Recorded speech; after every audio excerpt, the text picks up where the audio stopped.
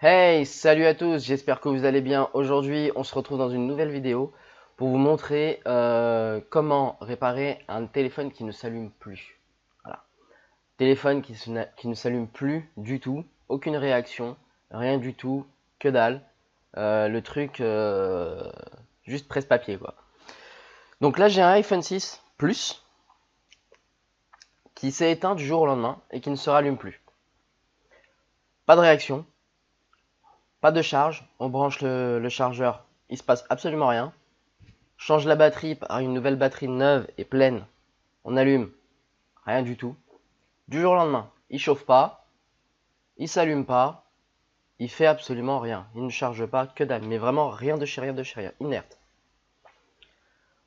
Je vais vous montrer donc les étapes de diagnostic et la réparation si celle-ci est possible.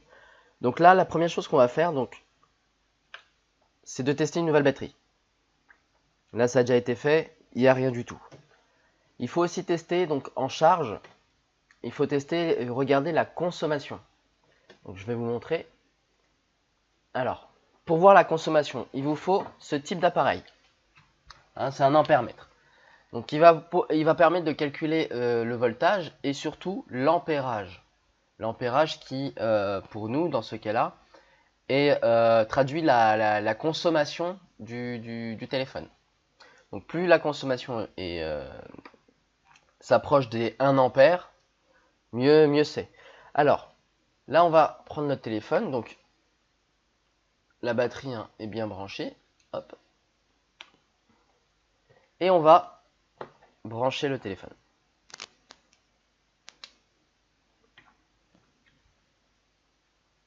Comme vous pouvez voir, sur le téléphone, il ne se passe absolument rien, mais surtout, ici, en consommation, on n'a rien du tout. Ça bouge pas, il n'y a vraiment rien de rien. Euh, il, Là, il considère que c'est comme s'il n'y avait absolument rien de branché. Donc le câble USB qui est branché ici ne détecte pas le téléphone. C'est-à-dire que pour lui, c'est comme s'il n'y avait rien de branché. Donc là, l'ampérage est à 0. Et cet outil-là permet de faire énormément de diagnostics, de savoir surtout si le téléphone est complètement mort, si c'est un problème d'affichage ou si c'est un problème de charge. Donc cet appareil est vraiment très utile. Il en faut un obligatoirement. Donc il y en a de toutes sortes. Celui-ci, moi j'aime bien celui-ci parce il y a plusieurs channels, donc il y a plusieurs ports sur lesquels on peut brancher plusieurs téléphones. Mais c'est surtout aussi parce qu'il y a le voltage, l'ampérage et puis le graphique. Avec un graphique, ça nous permet aussi de voir quel type de panne on rencontre sur l'appareil. Donc voilà, là je n'ai absolument rien. Si j'appuie sur Power, il ne se passe absolument rien, y compris ici.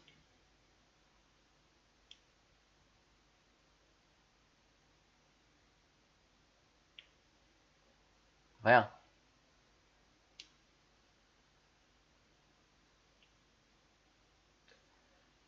Maintenant que c'est fait, on va passer à un autre diagnostic, à un autre test. Alors, on va tester, voir si ça vient du U2. C'est possible.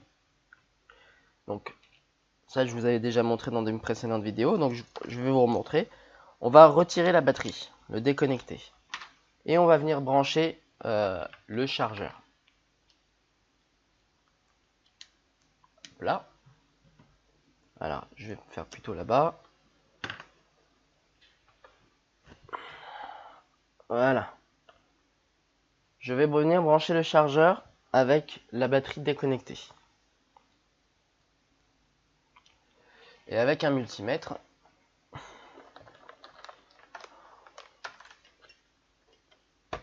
je vais me placer sur volt pour tester le voltage.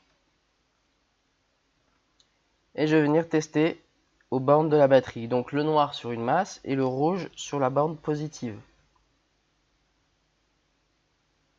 J'ai absolument 0. Pas de réaction.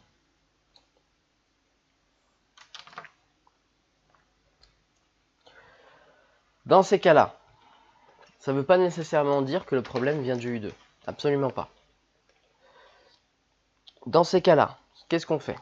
On va faire un dernier test pour voir si ce n'est pas un court-circuit. Alors, on va retirer la batterie et on va venir brancher. Alors, je vais retirer l'écran, moi, parce que c'est pas nécessaire. Voilà. Donc, on retire la batterie, hein, on la déconnecte.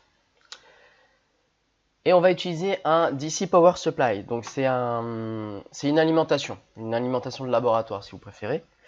Et avec cette alimentation, je vais brancher un câble, hein, comme ceci, qui va générer, qui va, on va dire, mimer une batterie. Et ça, c'est ce qu'on appelle l'alimentation en direct. Donc, je vais brancher ce câble ici. Voilà. Comme ça. Et je vais allumer l'alimentation pour envoyer du courant directement dans le connecteur batterie. Et on va voir la réaction. Ah oui. Donc, c'est bien un court-circuit. Je vais vous montrer pourquoi. Alors, je vais essayer de voir si je peux faire ça. Hop.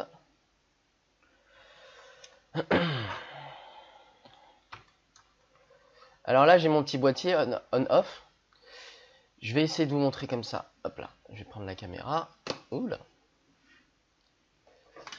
Vous voyez, j'ai mon alimentation ici. Je la place sur 4 volts à peu près. Hein, 3 volts 8, 3 volts 9, 4 volts. Et je vais ici appuyer sur on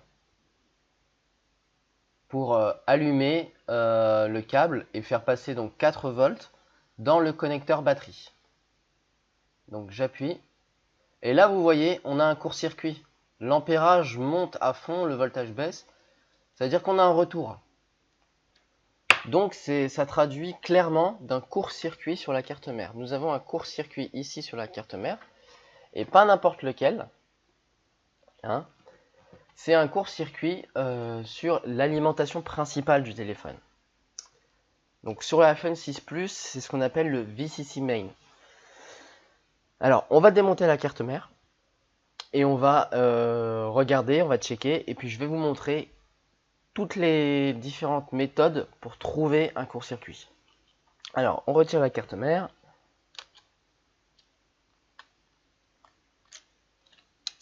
Alors, je l'avais déjà enlevé toutes les vis hein, pour gagner du temps.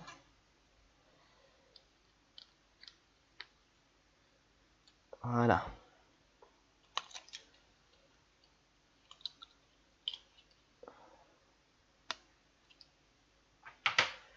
Donc, une fois qu'on a sorti la carte mère, on va venir inspecter visuellement. Déjà voir s'il n'y a pas quelque chose qui pose problème ou qui est flagrant. Alors, je passe donc la carte mère sous microscope.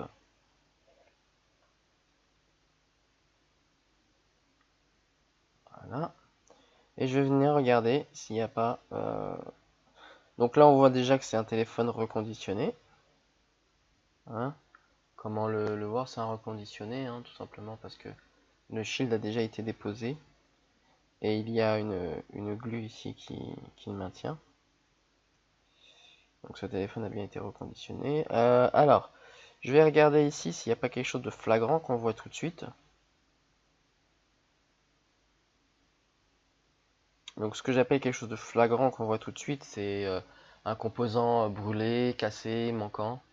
Hein, peu importe. Là je vois ici, vous voyez ici, dans le trou ici, je vois qu'il y a une vis trop longue qui a été mise. Parce qu'on voit qu'il y a un anneau qui a été tracé sur la carte mère. C'est les traces de la vis. Bon, il n'est pas profond, donc je pense pas que ça vienne de là. Bon, on va voir. Alors, maintenant on va confirmer. On va confirmer que c'est bien un court-circuit sur le VCC main. Comment je fais pour confirmer? Alors, je vais repasser ici sur cette caméra. Pour confirmer, c'est simple. Je vais aller chercher ici. Je vais vous montrer plutôt, hop là, d'abord le schéma. Vous voyez, le VCC main, c'est tout ce qui est en rouge sur les deux faces. Donc c'est l'alimentation principale. Elle court sur absolument toute la carte mère. Nous, ce qui va nous intéresser ici, c'est ce composant-là, parce qu'il est facile à tester. On voit que ce condensateur ici, C5202, on voit que ce condensateur ici possède deux pins. Un qui va sur la ligne du VCC main, PP VCC main, et un autre qui va sur le GND, le ground, la masse. Comment savoir si c'est un court-circuit? C'est très simple. On va venir tester ce composant avec un multimètre en mode continuité, en mode diode ou en mode bip. On va piquer les deux extrémités du condensateur. Si ça bip, ça veut dire que ce point-là et ce point-là sont reliés ensemble. Comme ce point-là, c'est le VCC main et que ce point-là, c'est la masse, s'ils sont reliés ensemble, ça veut dire quoi? Ça veut dire qu'il y a un court-circuit du VCC main à la masse. Normalement, ça ne doit pas l'être. Donc ça veut dire que quelque part sur ce circuit, quelque part partout où c'est rouge, là ici, vous voyez, hein, sur toute la carte, partout où c'est rouge, vous voyez, ici, partout où c'est rouge, ça veut dire que, eh ben, il y a un composant ou une puce qui est cassée, manquante, ou brûlée, défectueuse. Enfin, il y a quelque chose quelque part ici en rouge qui est flingué et qui fait donc contact avec la masse. Donc on va les vérifier, confirmer. Alors pour confirmer, c'est très facile. On va prendre sa carte mère. Je vais plutôt aller passer sur le microscope, c'est bête ce que je viens de faire. Microscope, voilà. Alors, comment faire? On va aller chercher le composant. Vous voyez, c'est le composant que je vous ai montré là il y a 2 secondes sur le schéma. C'est celui-ci. Le C52 là. Donc on avait vu que ce pin là, ici, allait sur le VCC main et ce pin là allait sur la masse. Alors, je vais le tester pour voir si j'ai bien un court-circuit sur le VCC main. Donc sur l'alimentation principale. Je vais prendre mon multimètre et je vais le mettre en mode bip, en mode diode. C'est très facile sur votre multimètre, c'est le petit logo où il y a un bip ou où il y a la petite note de musique. Et je vais venir tout simplement piquer donc aux deux extrémités et voir si ça bip. Alors je bip un ici et j'en bip un autre là. Et on entend bien que ça bip. Ça veut dire quoi? Ça veut dire que ce pin là et ce pin là sont sur le même circuit. Donc ça veut dire que j'ai bien, c'est confirmé, j'ai bien effectivement là un court-circuit principal sur la carte mère qui se trouve sur le VCC main. Donc maintenant il va falloir trouver le ou les composants qui nous posent problème. Et comme je viens de vous le montrer ici, ça peut être n'importe quoi qui soit en rouge partout ici. Que ce soit sur cette face ou sur l'autre. Vous voyez?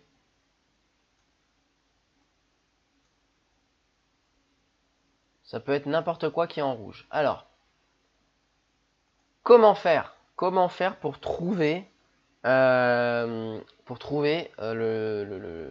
court-circuit sur le VCC main? Alors, dans un premier temps, on va retirer les boucliers de la carte mère pour pouvoir avoir accès aux composants, déjà dans un premier temps. Et on va faire une inspection visuelle, une première inspection visuelle, c'est-à-dire qu'on va passer la carte sous le microscope et qu'on va regarder chaque coin, chaque composant pour voir si on ne voit pas tout de suite un composant qui est HS. Alors, pour retirer les shields, c'est pas très compliqué, hein. J'insiste plus. On va venir chauffer tout simplement la plaque métallique. Alors là, je vais retirer juste l'antenne qui est derrière.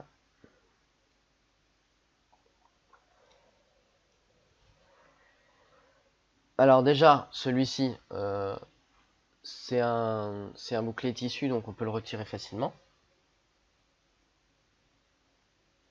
On peut déjà faire une première inspection en enlevant seulement ce petit bouclier tissu, parce que les trois quarts des composants du V6 Image se trouvent ici.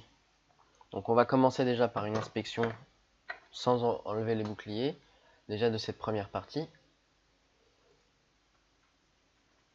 Hop là. Donc là je regarde et je suis à la recherche d'un composant qui soit brûlé, cassé, décoloré, manquant, qui ait une sale gueule.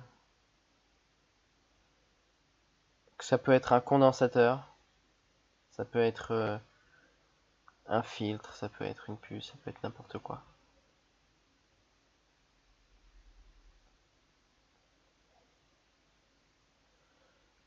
On va aller aussi à la recherche de billes, s'il n'y a pas des billes qui se baladent quelque part. Ah, attendez. Alors là, je vois celui-là. Il m'a l'air...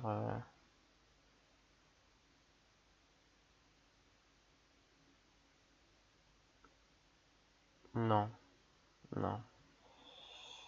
Il a l'air bon. Euh, hmm. Bon, là, je ne vois rien de ce côté-là. Je ne vois rien d'anormal. Bon, première inspection, je ne vois rien d'anormal. Maintenant, je vais passer autour de la NAND. Les composants ont l'air OK. Alors, je vais dans ce cas-là passer sur l'autre face. Je vais retirer le bouclier. Je vais retirer le bouclier du CPU. Comme c'est un téléphone reconditionné, ça veut dire que cette partie a déjà été touchée, étant donné que le bouclier a déjà été enlevé. Dans ce cas-là, je vais commencer par là. Alors, pour enlever le bouclier, on va venir chauffer. Alors, moi, je vais placer la carte mère dans son... Hop là. Donc, dans son support ici. Et avec l'air chaud, moi, j'enlève la buse pour avoir une plus grosse surface de chauffe. Je la remets après. Je vais venir chauffer toute la partie du bouclier ici pour la retirer. Et avec une pince, en même temps, je vais venir tirer. Alors, attendez, je vais voir si c'est peut-être pas mieux de faire ça. Pour que vous voyez mieux. Voilà.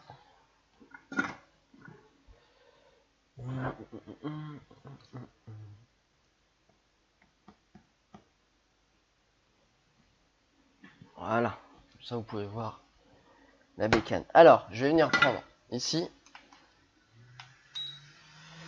Donc là, je viens venir chauffer fort. Je souffle très fort. Et je vais venir simplement chauffer la plaque métallique et la tirer en même temps.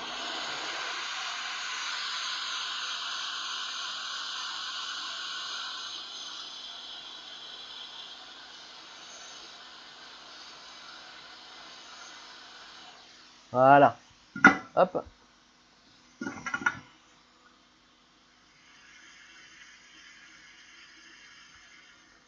Et voilà. Bouclier retiré. Maintenant, je vais venir inspecter en dessous.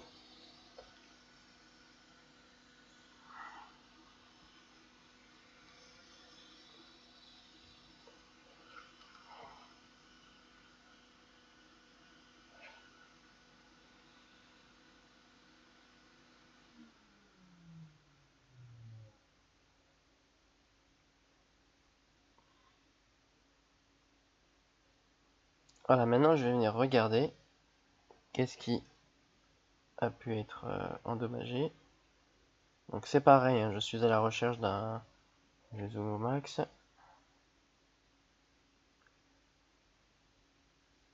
Je suis à la recherche d'un composant qui a une sale gueule, hein, qui a l'air décoloré, brûlé, cassé.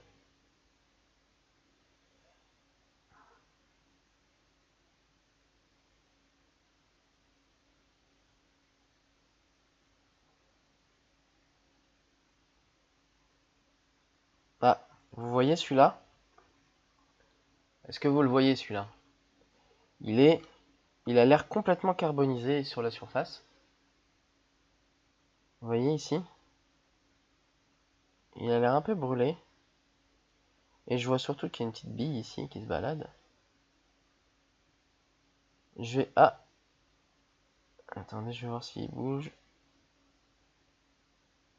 Il m'a l'air dessoudé. Alors je vais regarder ici. Je vais regarder ici à quoi correspond ce composant et si ou pas il est sur le VCC Main ou pas. Je vais quand même regarder à côté.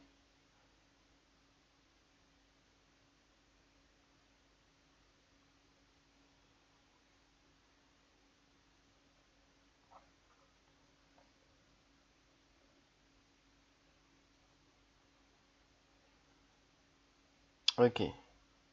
Moi, ce composant-là, il me paraît un peu louche. Je vais regarder à quoi il correspond. Alors, je vais aller sur le schéma.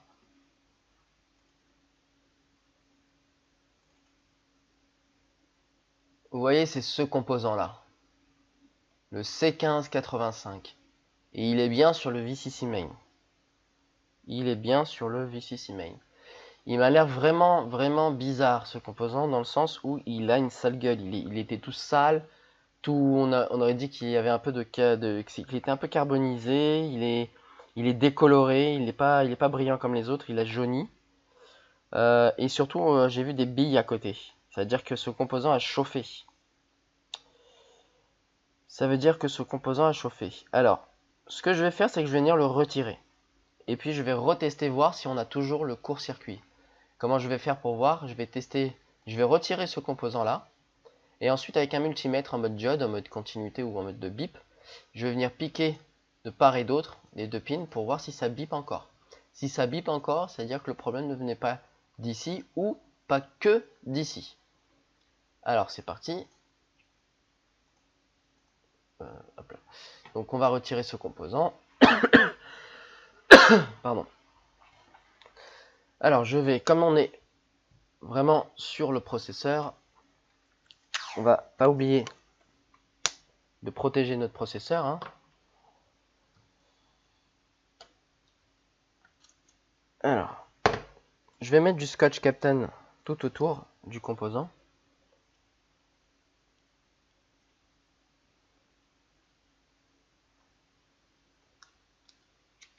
Donc, je vais en placer là, sur le CPU.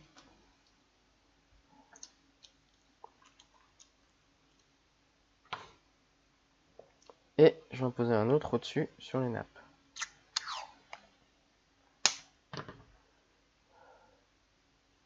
Pour l'isoler. Voilà.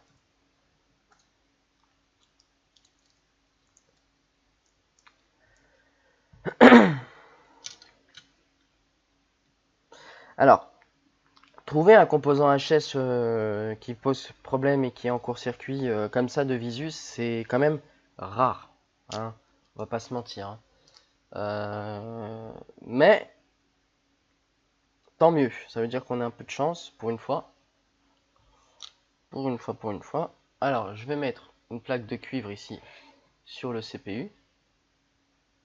Vous voyez, j'ai une petite plaque de cuivre.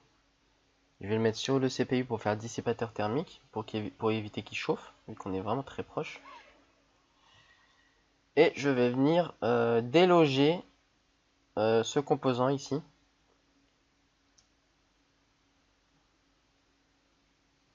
Qu'on veut retirer. Donc c'est celui-ci. Je vais venir le déloger. Alors, je vais remettre ma buse.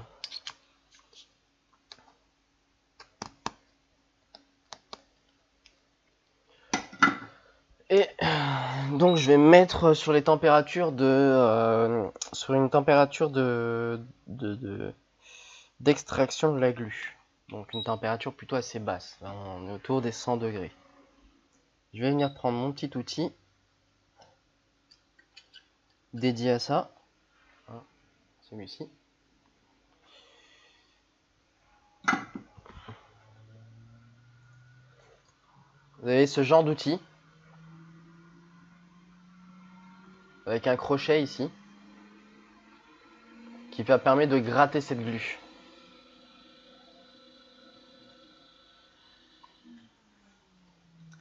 Alors donc je vais venir la chauffer cette glu pour la ramollir et avec ma pince je vais venir gratouiller.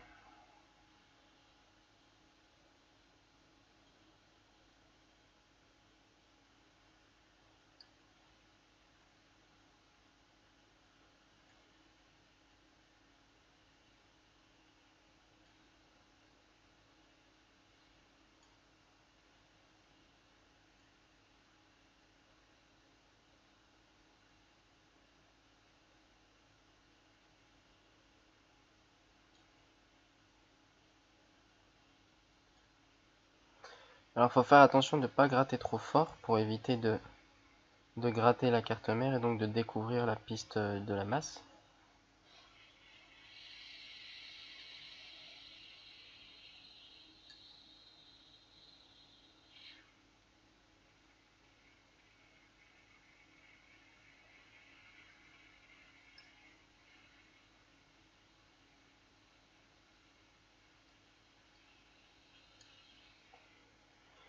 Donc je viens de gratter juste ce qu'il faut pour déloger le composant. Autrement ce sera impossible de le retirer.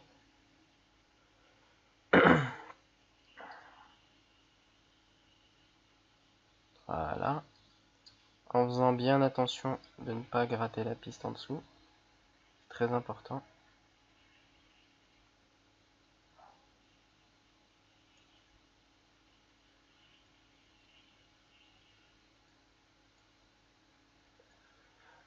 Voilà. Là j'ai délogé le composant.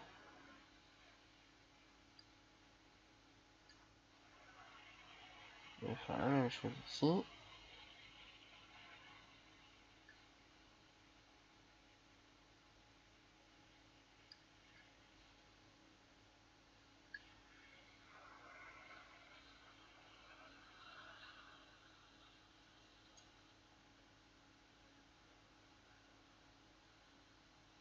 Voilà. Donc là je viens de déloger le composant.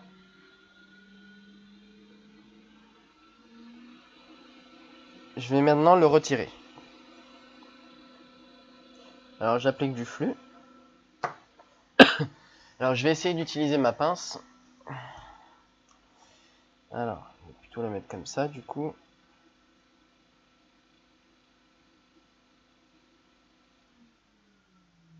Ah, j'ai une... Non, j'ai une panne qui s'est cassée.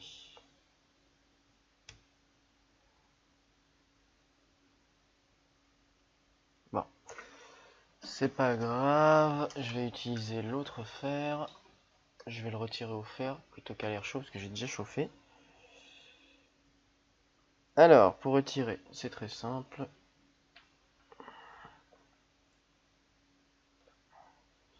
Je vais venir chauffer d'un côté et pousser en même temps. Voilà.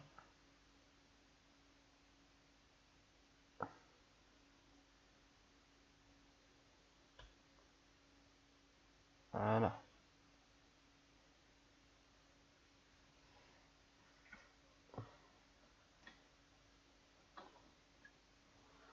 Maintenant, je vais venir refaire les pistes ici. Parce qu'il va falloir le changer, le composant, du coup. Et puis, on va en même temps tester, voir si le problème venait bien de là.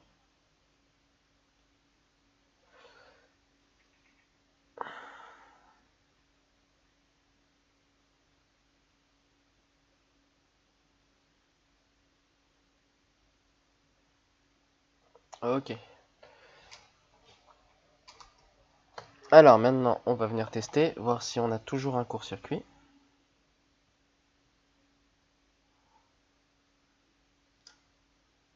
Ce serait génial que ce soit que ça. Un VCC main, c'est un peu plus compliqué généralement. Alors, je vais reprendre mon multimètre. Donc le multimètre, hein, toujours en mode diode. Et je vais venir piquer. Ah, ça bip plus. Voyez, ça ne bip plus. Je pique les deux. Ça ne bip plus. Donc on vient de trouver le composant qui posait problème, qui générait le court-circuit. En toute franchise, c'est très très rare quand même de le trouver assez rapidement comme ça. C'est vraiment très rare. Bah, je suis content parce que c'est de la chance du coup. Mais je vais quand même vous dire quand même les autres méthodes en cas de court-circuit. Si vous ne le voyez pas comme ça visuellement, si vous n'arrivez pas à le voir qu'il y a un composant qui a l'air pas bon, décoloré, dessoudé, des billes qui traînent autour, brûlé, cassé ou même manquant, si vous n'arrivez pas à le trouver, bah il y a d'autres façons, c'est par exemple d'utiliser le freeze spray. Le freeze spray, qu'est-ce que c'est? Je vais vous montrer. C'est une bonbonne comme ça de freezer, hein. Ça, je les prends chez RS Pro. C'est du freezer en fait. Ça va vous permettre, je vais vous montrer, en fait de congeler une carte mère. Ça va vous permettre, par exemple, regardez ici.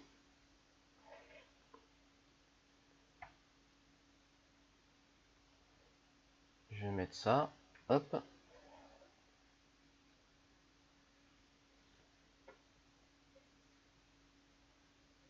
Voilà.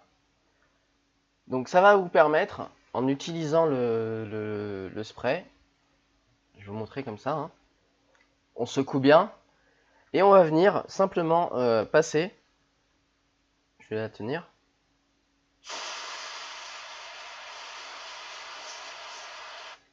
Passer dessus comme ça.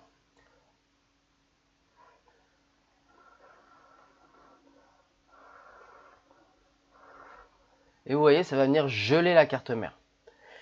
Et à ce moment-là, on va brancher donc sur le connecteur batterie, on va brancher une alimentation et mettre une alimentation.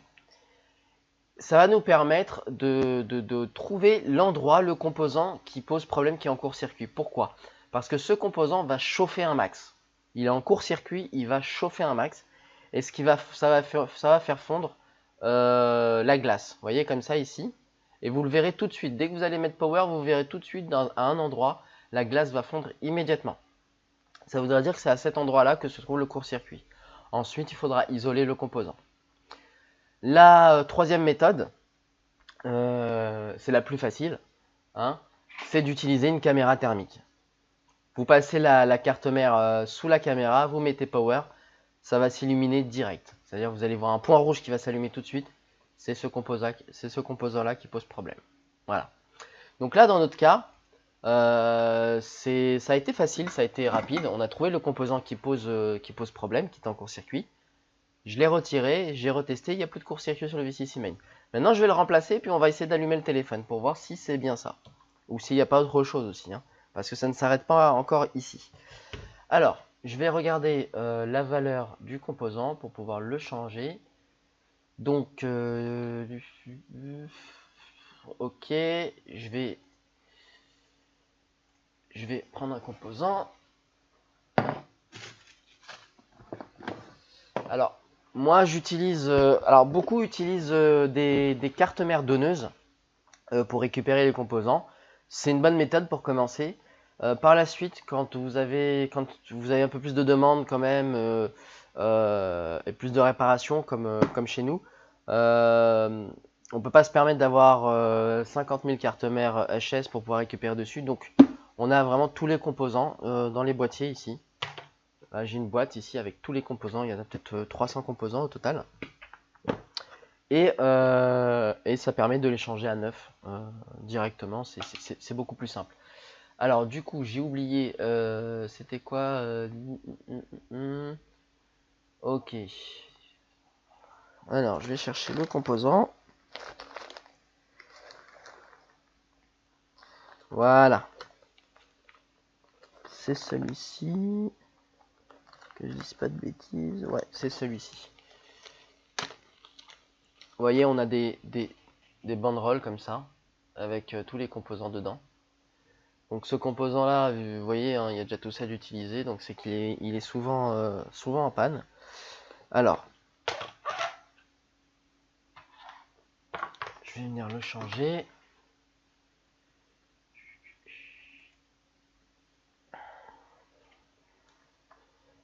Alors, on récupère un composant. Voilà. Aïe. Comme vous pouvez voir ici, composant 9. Alors, je vais venir le placer.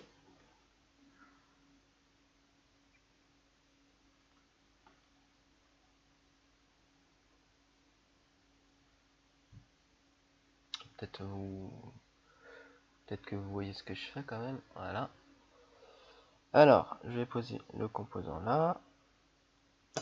Je vais mettre du flux.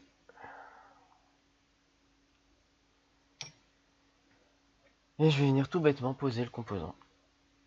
Alors, je vais le composer.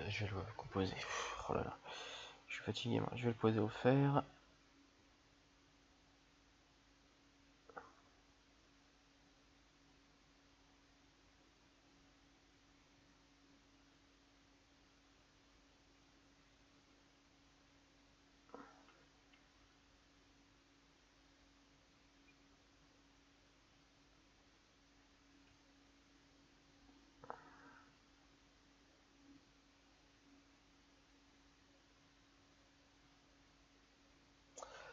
Ah là là là là là là.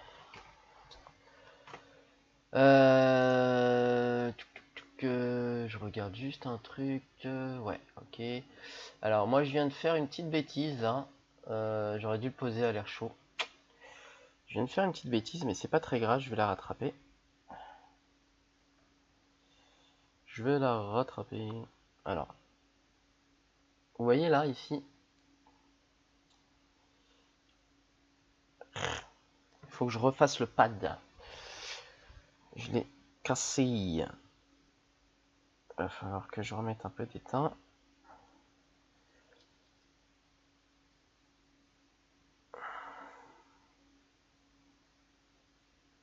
Voilà. Et je vais remettre un peu ici. Parce qu'en fait là, c'est là que se pose le problème. Il ne veut pas se souder ici. Là encore. Il faut que je le nettoie. Je vais gratouiller la piste ici. Voilà. Bon. Je vais essayer de passer d'une... C'est un peu trop là. Compliqué, hein. Des fois c'est facile, des fois c'est casse-couille.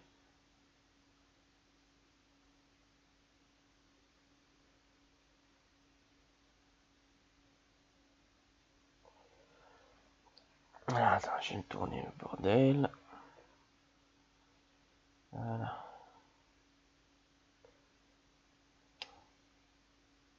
Allez.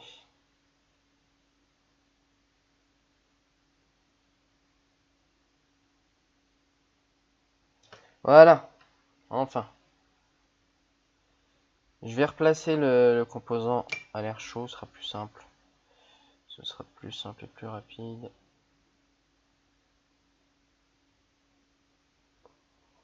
Alors, je vais quand même retenter le coup. Parce que si vous voulez, l'espace est vraiment très restreint.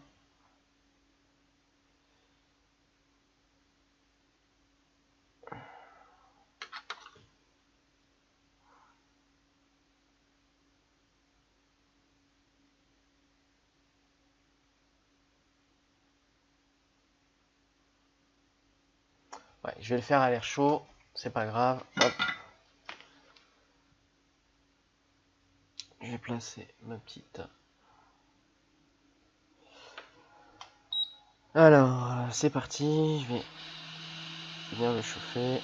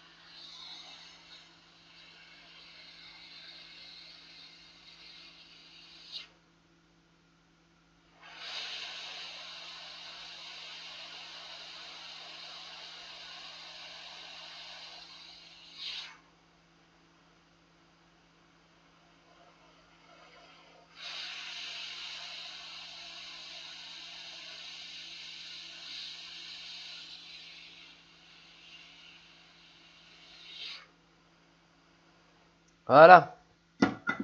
Ah, il a été un peu casse-couille celui-là, hein, quand même. Hein. Généralement, un condo, ça se met bien, mais là, celui-là, il a été pète-couille. Pardonnez-moi pour l'expression. Bref. Donc, une fois qu'il est posé, on nettoie l'alcool. Et on va venir retester. Voir si le court-circuit ne s'est pas reformé, parce que ça se trouve, en remettant le nouveau composant, ça se reforme.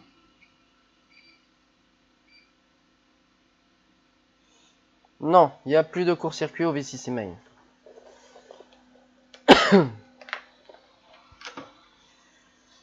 Bien. Alors maintenant qu'on a remplacé le condensateur, oui, qui posait problème, qu'on a trouvé avec beaucoup de chance, on va tester. Alors, je vais retirer la carte mère.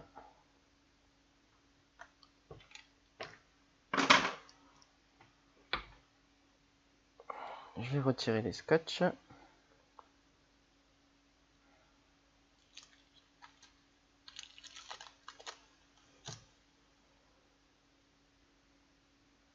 Putain, le scotch, c'est toujours une galère à enlever en fait. C'est vraiment...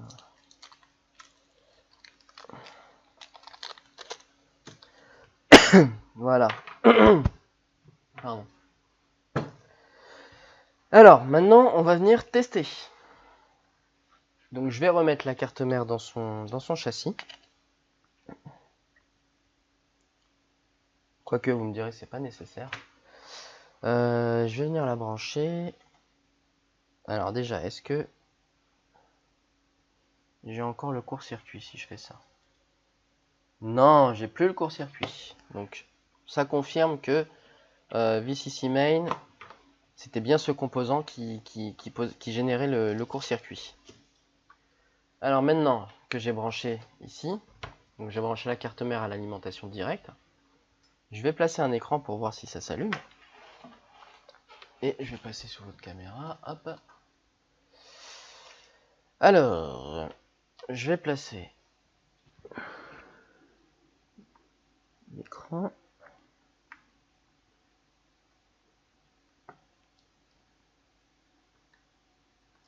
Allez, pose-toi, voilà. Donc, je vais peut-être vous montrer quand même. Ce serait bien. Donc là, j'ai connecté donc la carte mère, j'ai mis un écran. Voilà. J'ai branché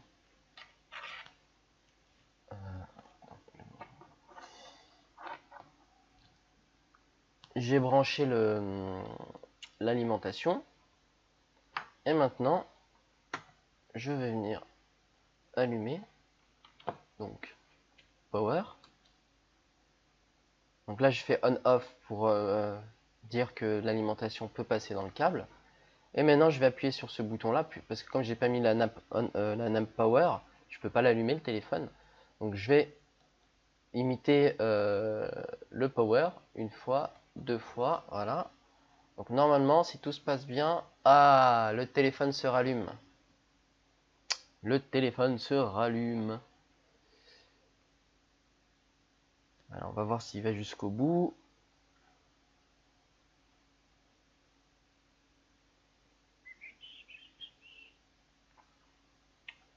Le téléphone se rallume, ouais.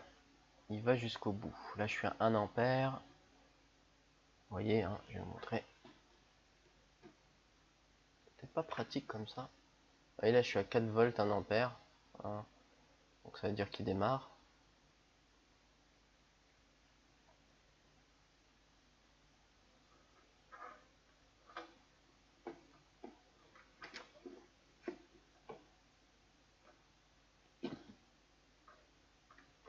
Par contre, il est un petit peu long à démarrer, je trouve.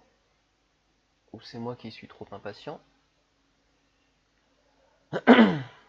Ah, il boot. Et il boot. Alors, est-ce que j'ai le code?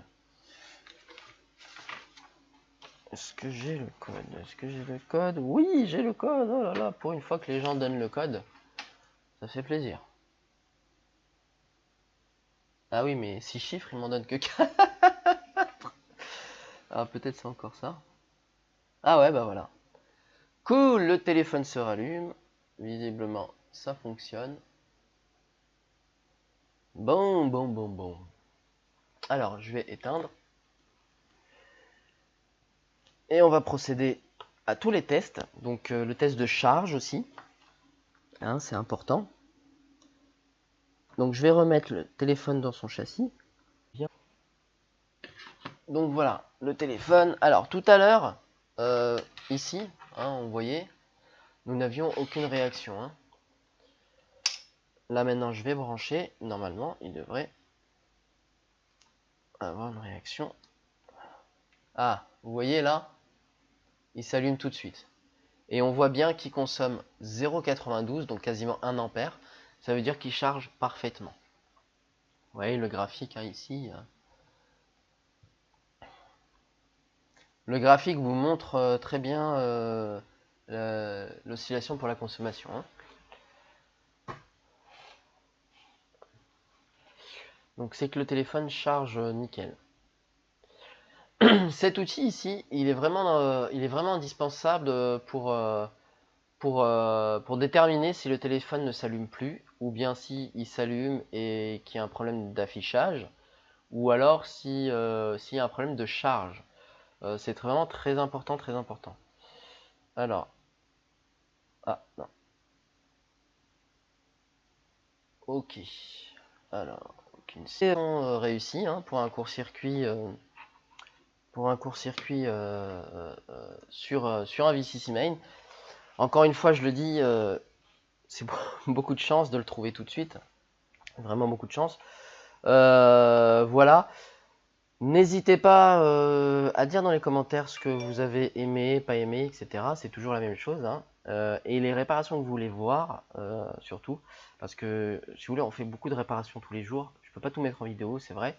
Mais si vous avez envie de voir un diagnostic en particulier, une réparation particulière, dites-le dans les commentaires. Et puis, je prendrai le temps de le faire pour partager ça. Assez rapidement. Voilà. Je vous dis à bientôt sur la chaîne. Ciao. J'espère que la vidéo vous a plu. Si c'est le cas, n'oubliez pas de liker la vidéo. Abonnez-vous à la chaîne si ce n'est pas encore fait. Et activez les notifications pour être certain de ne pas rater les prochaines vidéos qui vont bientôt sortir. Je vous dis à bientôt sur la chaîne. Ciao.